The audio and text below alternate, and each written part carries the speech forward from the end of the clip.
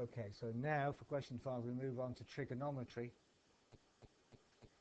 For right angled triangles we know some basic things to do with right angled triangles, like Pythagoras theorem, and also the sine, cosine and tangent ratios, SOHCAHTOA and Pythagoras in other words, which we talked about.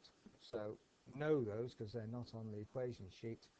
However, if what you're asked to look at is not a right angled triangle, which is this case for example, then we can't use Pythagoras or the sine, cosine and tangent ratios. We have to use either the sine rule or the cosine rule, both of which are on your formula sheet. So have a look at them.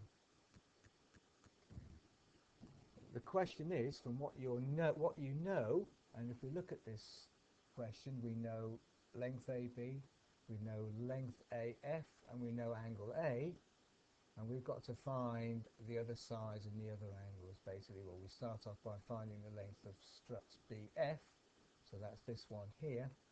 So if we look at this triangle in isolation, then what we have is that we know this angle is 50 degrees, we know this angle is 2.5 and this angle is 5, and we're after this. If you think about the sine rule, looking at the sine rule, A over sine A equals B over sine B, and so on. To be able to use that formula, do you remember us saying that we had to have one ratio? We had to have A and the side A and the angle opposite it. So in this particular case, we don't know ratio. We know this side, but we don't know this angle. We know this side, but we don't know this angle. We know this angle, we don't know this side. So this is an example of where we need to use the cosine rule, which says that A squared, the side we're after in other words, equals B squared plus C squared, so that's the other two sides squared, minus 2BC cosine of the angle that we know, which is A. The angle is opposite the side that we're after. So in this case, x squared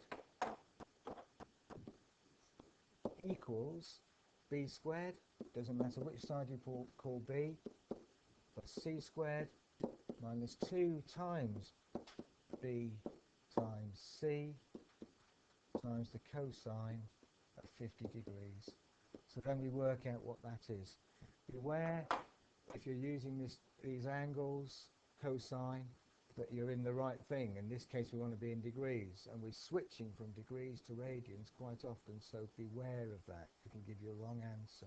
So making sure your calculator is in degrees, work out the answer, and don't forget you're finding x squared, so we need to square root at the end to get x. A very easy thing to forget. So putting this into the calculator, I get x to be 3.9 centimeters for two significant figures. Now we could, now knowing this angle, this side rather, FB, in this particular case, we now know that side, so we could use the sine rule now to find one of the other angles. We could use that to find B.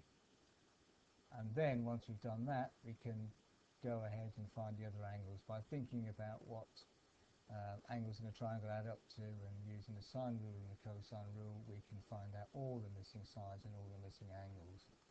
So you might like to go ahead and try and finish that one off.